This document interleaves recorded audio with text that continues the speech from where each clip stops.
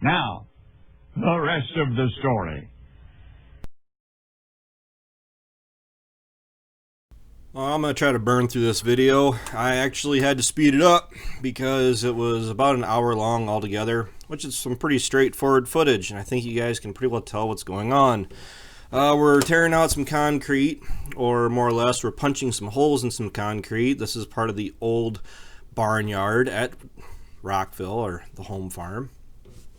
So, as most of you are probably aware of, the fact that my brother's place is pretty well, I'd say 99% done with any of the fence work we're going to be doing in the short term here. We got to run electric wire around Ryan's steer lot, and then we have to bolt up, lag up, nail in, whatever, just a 2x6 to support one of the gates as it swings around. So pretty well done out there. This is the lot at the home farm that for the most part I'll probably be using, just because out of the 3 farms, this is the farm with the smallest pasture and probably the most accessible lot, but also one of the smaller ones to really do a whole lot.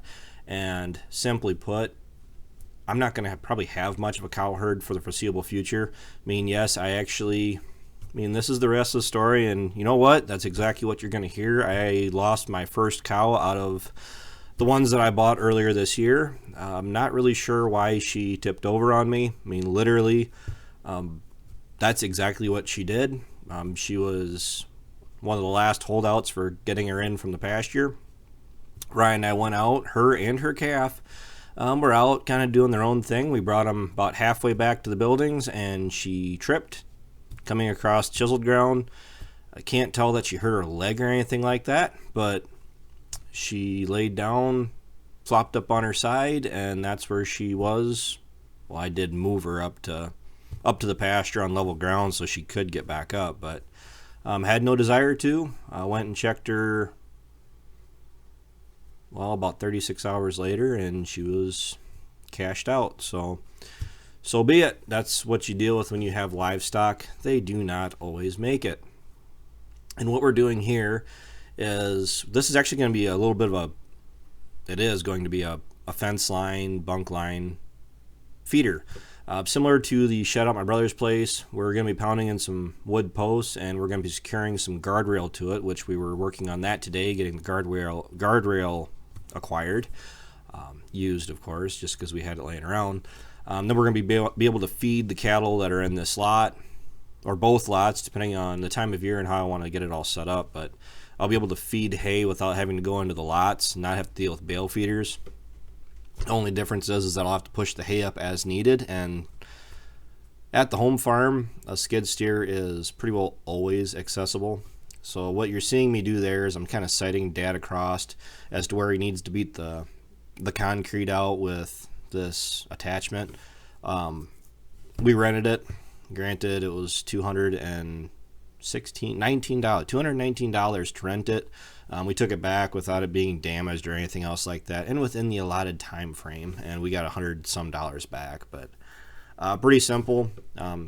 Granted, probably kind of annoying because of the amount of time that we actually had it and used it, and how little we actually needed it, or what we actually needed to use it for. But it's fine.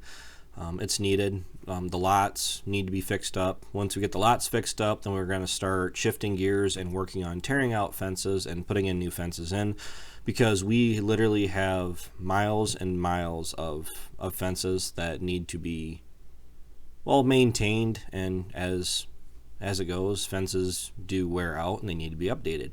So that is going to be the main focus going forward here. Myself, like I said, I'm not going to have a whole lot of cows for this foreseeable future. I'm not really interested in having a lot of cows, at least not right now. I'm actually more interested in just working into it. 20 to 30 head, and I'm actually thinking about paying off the loan this year, the cattle loan, which it wasn't a huge amount of money because I didn't borrow as much as I really could have. And my real intentions are, if I can just maintain a pretty simple, quick to manage herd of cows and feeder calves, I'll sell the feeders. I'll keep back any heifers that I want. I'll cull out honestly, that's what it'll be. I'll be keeping back as many feeder heifers or replacement heifers, as cull cows that I end up culling out. I'm running about 25 on average.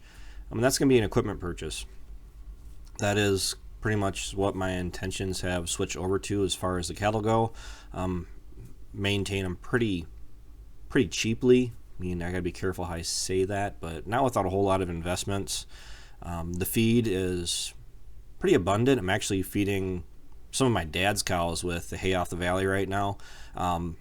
That first cut stuff that was rained on for 5 days before I was able to get it made, and then it gave me issues once I had it put up. I guess I was a little too quick to really panic about it. I guess I didn't panic, but I was just worried that leaving hay that I wasn't sure if it was going to keep, pulling it out of the shed like I did, I should have just kept it inside and kept it from getting weathered as long as it did. I mean, granted, it got moved back outside because the better quality stuff, I'll go ahead and say the pretty stuff, is under shelter, and it was needed. But hay is abundant, so it's not like the cows are really hurting me there on feed. But the reason I say that as far as selling the calves for equipment purchases is because rattling a quick list of things that we need around here. I mean, just off the top of my head, manure spreader, tractor, a pleasure purchase for down at my place would actually be a side-by-side, a UTV from my place, because Brittany has said multiple times how working around the house, in the yard, and stuff around the pasture, she'd like one. Another skid steer, gravity wagon, corn head, combine. Actually, the list is almost too long. I mean, another hay wagon, another disc bine, round baler. All of our haying equipment, to a certain degree, needs to be just upgraded, not replaced. It is what it is. But I've actually been casually looking at manure spreaders. We do need one, by the way. A skid steer. Bobcats here lately. The only problem is on auction time, which is a very dangerous place to be, especially when I don't want to say have the money to burn. I got, reasons not to just go out and just buy anything right now, but auction time, you find equipment that you realize that would really be nice to purchase, and you really don't think too much that it won't be too bad I can swing that, I can buy it, and yeah, of course, you're better off not buying something that you really shouldn't be, or putting a stress on your finances. But my problem is the skid steers I'm looking at are still in the $20,000 to $30,000 range. I backed off from the John Deere 330 is what I was really looking at, to Bobcats, the 700 series, the 750s, 770s. And to be honest with you, I think I'm right back to a John Deere, just because the price, it's high enough on the Bobcats that as far as that goes, I might as well just put some money aside and save up some money, I guess, and just purchase what I want instead of just something that is still going to cost me a fair amount of money, but I don't really want to make purchases. I'm not really happy to make them.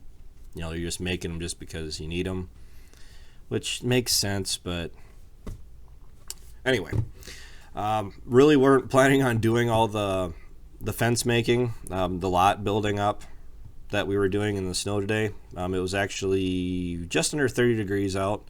All this snow that you see right now is gone. We had a 40-degree day today, and we had a lot of water running. Now, they are calling for rain tonight, and then tomorrow it's supposed to be like not quite single digits, but pretty darn close. And my agronomist, who likes to talk crops like that, says that's about the best thing we could really have for us, is we get a nice little rain shower, get the ground all soaked in and the rain all into the soil, and then get a really hard freeze. That's where you hear that freeze thawing comes into play over the winter.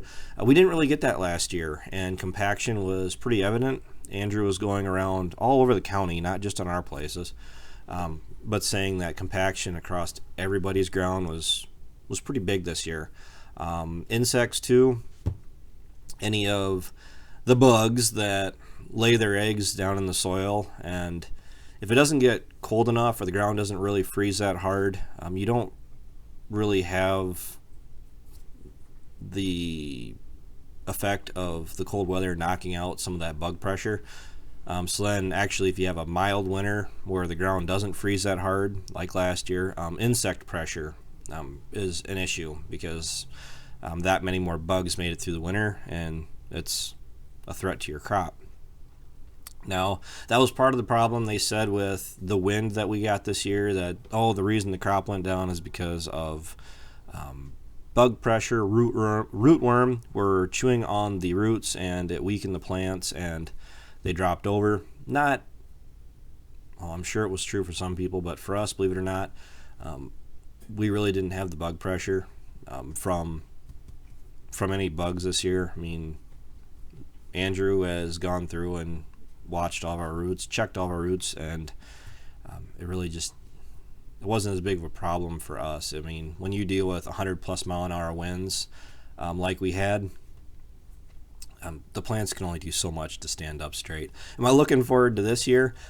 Absolutely. Better prices, better everything, better outlook on farming. I mean, I'll be honest with you, I don't know of anybody really that was really super duper excited with planting last year in 2020. And I gotta tell you, I mean, even for me, for being this time of year, it's the first of the year, I'm actually already looking forward to hooking up to the planter. And you guys heard me say back when we were doing tillage and finishing up field work how it'll be nice to have some downtime, which we will. I mean, January, February, but by the time we get to March, I'm already going to be looking forward to getting started on this year, making money. I mean, at the same point, it's nice to be able to sit back and relax, but in my profession, January and February and previous years were kind of dull, because that's not when I saw a lot of my cash come in, because I have the hay that I picked up, that hay ground. Actually having hay to sell throughout the winter was a huge reason why I wanted to do it, and I'll tell you right now, it's really nice. Let's just say that you wouldn't hear me talking about auction time as much as I am if I didn't have a little bit of I wouldn't say a completely steady flow of income coming in, but at least I know it's there. And I mean, it all just depends on how quick I want to move the stuff out.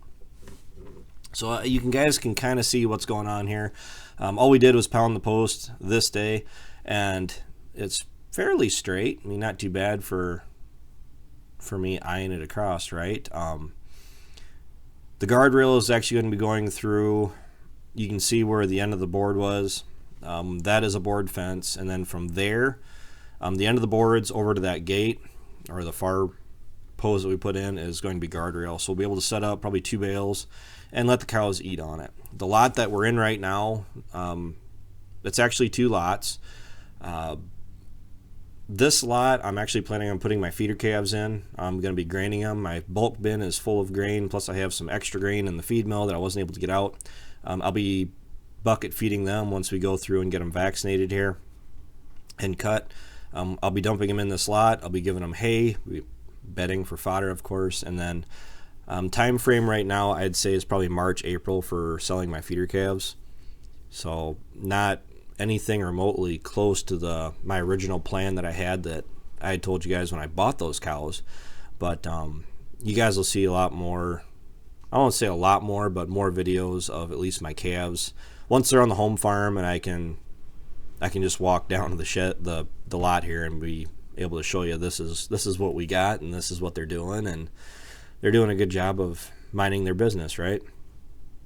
So I'm looking forward to having a calf check every year. I mean, I won't have a lot, but 1 calf check a year is nice. It's nice having money coming in instead of just seeing the money going out. So with that, thanks for watching. Thanks for tuning in. Take care. Take it easy. Keep in touch.